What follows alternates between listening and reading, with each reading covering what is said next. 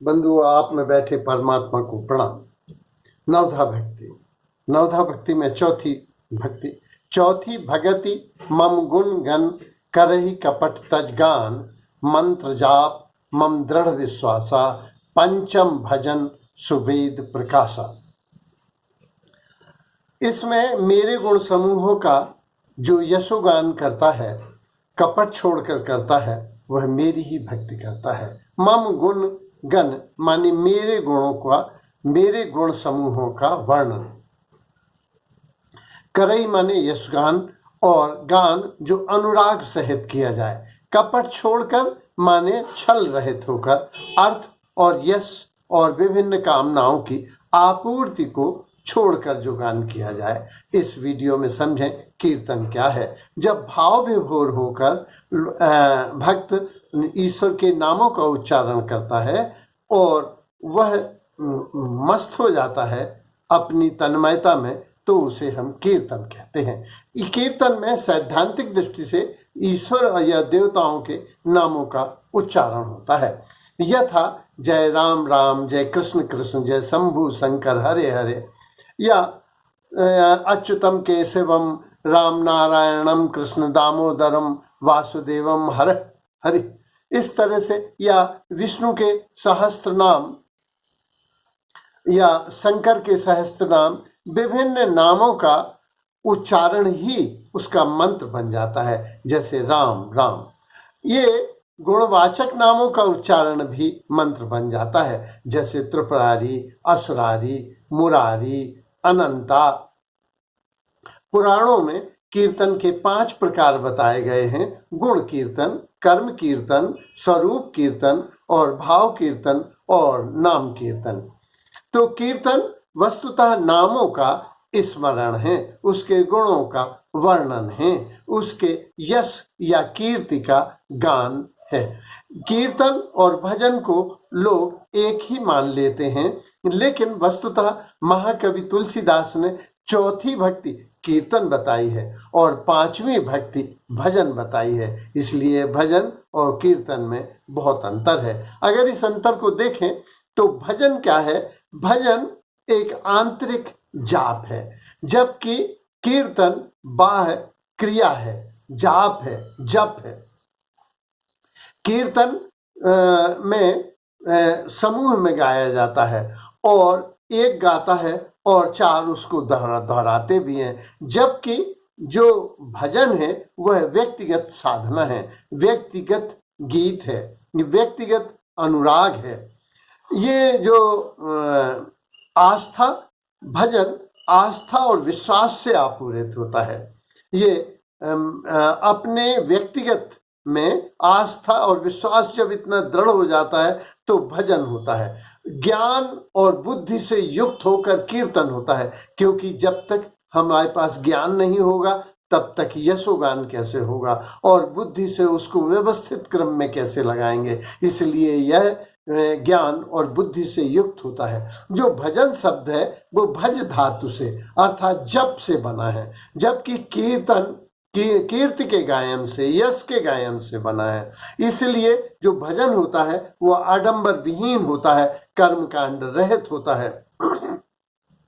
जबकि इसमें जो कीर्तन होता है वह वाद्य यंत्रों सहित होता है, वह नृत्य गान अभिनय सहित होता है, वह कर्म कांड से युक्त होता है। उसमें मूर्ति पूजा होती है, उसमें सरस्वती की उपासना होती है, उसमें सबसे पहले गणेश जी की उपासना होती है। इस तरह से बहुत से भोग प्रसाद आदि बढ़ता है।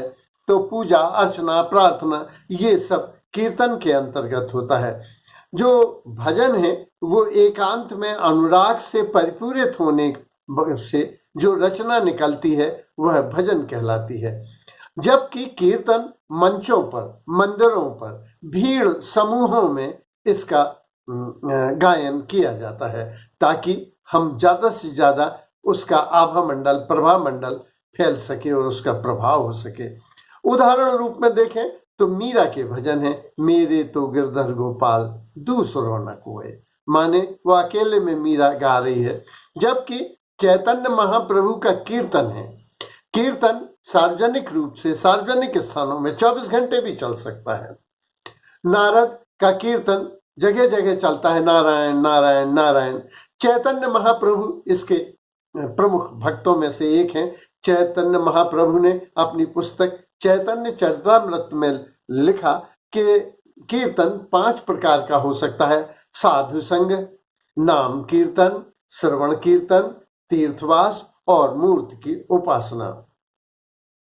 तो जो कीर्तन है वह उसके नारद और चैतन्य प्रमुख पात्र हैं, जबकि इसके मीरा कबीर ने बड़ा अच्छा समझाया है। केशव माने भगवान कृष्ण, केशव कही को किए न सोइए असरार, रात दिवस के कुकड़े कभू लाग है पुकार।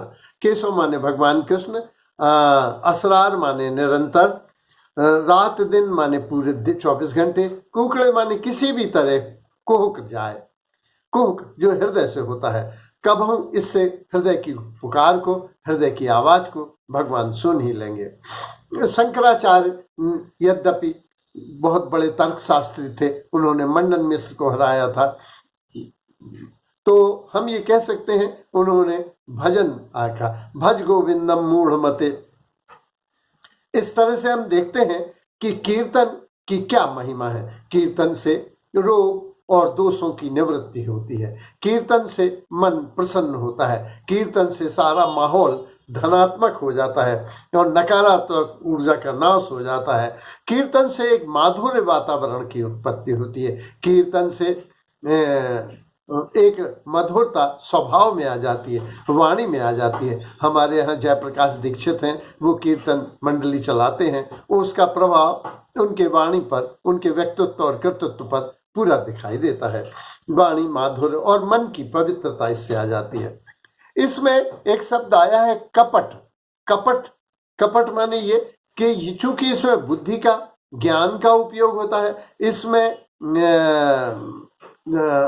बहुत ज्ञान और बुद्धि का उपयोग होता है, तो कपट भी हो सकता है। कपट ऐसे जैसे आजकल लोग जो कीर्तन कर रहे हैं उसमें यश की प्राप्ति के लिए कर रहे हैं या अर्थ की प्राप्ति के लिए कर रहे हैं, उनका व्यक्तिगत जीवन दूसरा है और कर रहे हैं कीर्तन।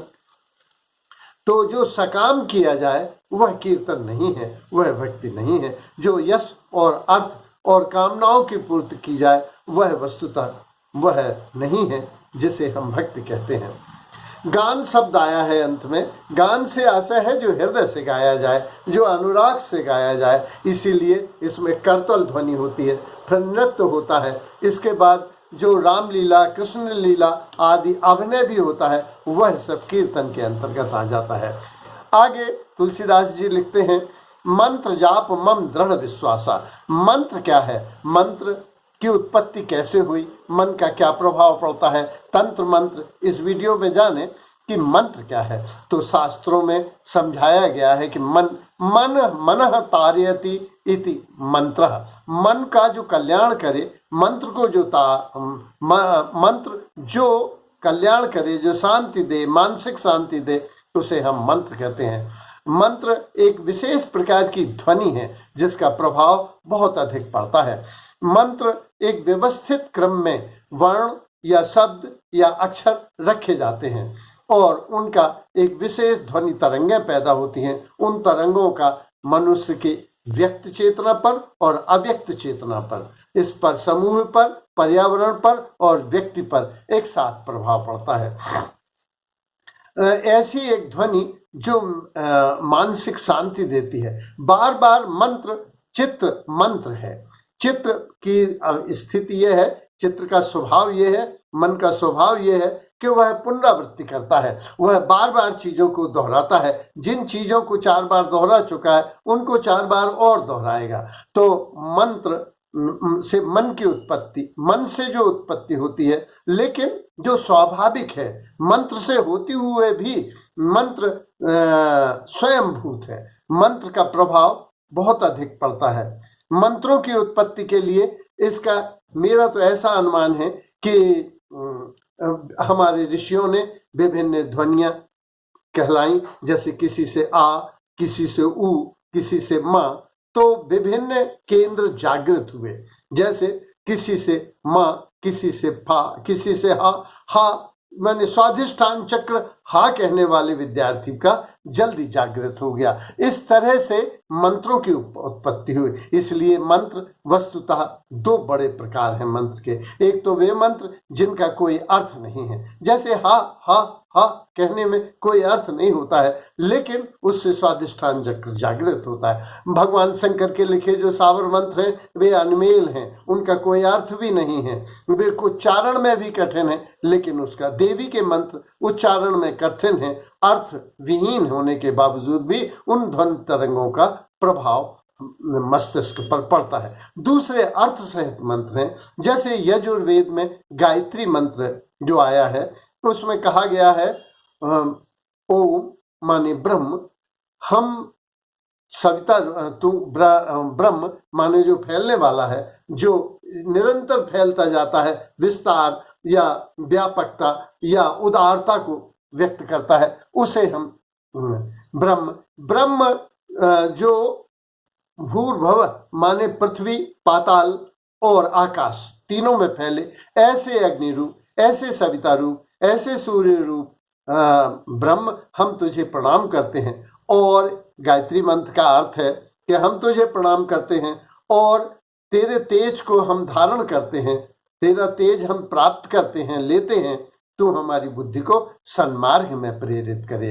तो इस तरह से व्यक्ति जब बार बार मंत्रों को दोहराता है तो उसका प्रभाव पड़ता है। जैसे राम राम राम राम कोई दोहरा रहा है तो निश्चित ही उसको ये विश्वास है कि मंत्र राम उसकी रक्षा करेंगे, और उसे ये रक्षा का एहसास भी होता है, उसे मिलता है।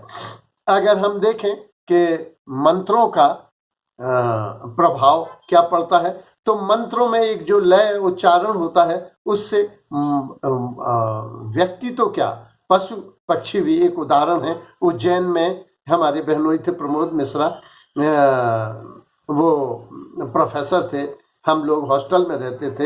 हॉस्टल में उनके यहाँ गए तो वहाँ सांप रहता था, बामी थी पास में, तो हम कुछ लड़कों ने हॉकी से उसको तोड़ा फोड़ा, लेकिन वो कुछ निकला नहीं सांप। तो कहा भैया ये किंग कोबरा है। यहाँ ऊपर सक्सेना जी रहते थे, उन्होंने कहा यहाँ महाकालेश्वर मंदिर के पास में एक परिवार है जहाँ सांप पले रहते हैं, आप अगर वहां से उनको लेवा लाएं तो भी उसको पकड़ ले जाएंगे। हम लोग स्कूटर से गए और उन्हें बुला लाए। वो बहुत सज्जन व्यक्ति थे, उन्होंने मंत्र पढ़ा और बामी से सांप निकल आया। हमें अपनी आंखों पर आश्चर्य नहीं हो रहा। हमारे साथ डॉक्टर आर.पी. तिवारी भी थे, हमारे रिश्ते में भी हैं। वो उन्होंने भी देखा। हम लोगों को सहज आंखों पर विश्वास नहीं होता था। उन्होंने उसको एक घड़े में रख लिया। फिर हमने कहा महाराज क्या आप फिर इसको बाहर निकाल सकते हो? बोले हाँ क्यों नहीं। उन्होंने कहा महाराज बाहर आइए। वो बाहर आ गया। फिर कहा नहीं नहीं महाराज आप इनको अंदर कर लो, ऐसा ना हो कि बक्से के नीचे चला जाए। तो उन्होंने कहा कि अब महाराज अंदर आइए, और वो अंदर आ गए। तो ये एक मंत्रों का प्रभाव बहुत ज्यादा पड़ता है, पशु पक्षियों पर भी पड़ता है और हम लोगों पर भी पड़ता है और वातावरण पर पड़ता है। ये उसका स्पष्ट उदाहरण था। यहाँ तक कि दोनों चेतनाएं इससे प्रभावित होती हैं। मंत्र से मानसिक शांति मिलती है। मंत्र यद्यपि पैदा तो मन से हुए हैं, लेकिन ये स्वयं भूत हैं, इसलिए मंत्र का प्रभाव बहुत अधिक दिखता है। ये पुनरुक्ति से, मनोवैज्ञानिक कहते हैं कि पुनरुक्ति से मन सम्मोहित हो जाता है और उस सम्मोहन का प्रभाव हम अपने आप अपने मंत्र से सम्मोहित होकर और उससे प्रभावित होते हैं। इनका बहुत अधिक प्रभाव इम्पैक्ट हमारे तन मन पर पड़ता है। लेकिन ये जरूरी है कि इसको बार बार दोहराया जाए, इसका जप किया जाए और इसका दृढ़ विश्वास। इसमें आया है मंत्र जाप मम दृढ़ विश्वास। जिसको दृढ़ विश्वास है, सामान्य विश्वास से काम नहीं चलेगा, जिसको विश्वास हो रहा है। और मंत्र वाणी भी चार तरह की होती है। एक तो बैखरी जो मुंह से बोल रहे हैं, पश्यंती जो हमने निष्कर्ष निकाला जिससे विश्वास जमता है, अपरा जो हृदय से बोल रहे हैं, और परा जब परा से बोलता है आदमी तो उस परा से जुड़ जाता है, उस परमेश्वर से जुड़ जाता है और उसकी वाणी का प्रभाव पड़ता है, मंत्र उस समय सिद्ध हो जाता है। इसी तरह से जो अवस्थाएं हैं जागृत में कर रहे हैं सुषुप्ति में कर रहे हैं, स्वप्नावस्था में कर रहे हैं, तुरीय अवस्था में कर रहे हैं। जब तुरीय अवस्था से आगे हम जाप चलता रहता है, निस्दिन जाप 24 घंटे जाप चल तो मंत्र सिद्ध हो जाता है। इसी को कहा जाता है मंत्र सिद्धि। फिर तुलसीदास जी ने पंचम भजन सुवेद प्रकाशा, पांचवी भक्ति भजन बताई है। भजन के बारे में पूर्व में चर्चा हो चुकी है। महाकवि महाभक्त काकभूषण ने, तुलसीदास जी ने जो श्रेष्ठतम बातें थी भगवान शंकर से, राम से और काकभूषण से कहलाई है। काकभूषण ने कहा है निज अनुभव, अध्ययन नहीं, अनुभव। अनुभव बड़ी चीज है। निज अनुभव, अपने अनुभव से मैं कहता हूं, निज अनुभव अब कहूं खगेशा, हे खगपति मैं अपना अनुभव कहता हूं।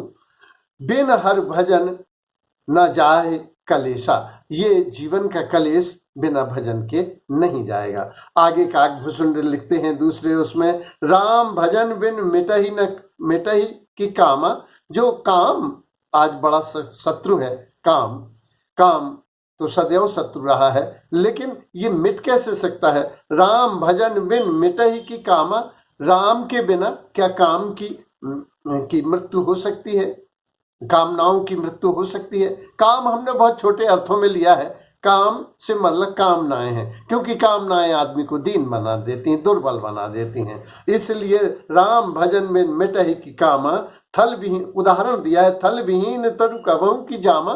क्या पेड़ बिना पृथ्वी के जन्म ले सकता है? नहीं ले सकता। अच्छा, दूसरा उन्होंने भगवान शंकर से कहलाया है, उमा कहूं मैं अनुभव अपना, बिन हर भजन जगत सब सपना। फिर उन्होंने भगवान राम से भी कहलाया है, पुरुष नपुंसक नारी वा जीव चराचर को, सर्व भाय भज कपट तज, मोहि परम प्रिय सोए, वो मुझे परम प्रिय होता है।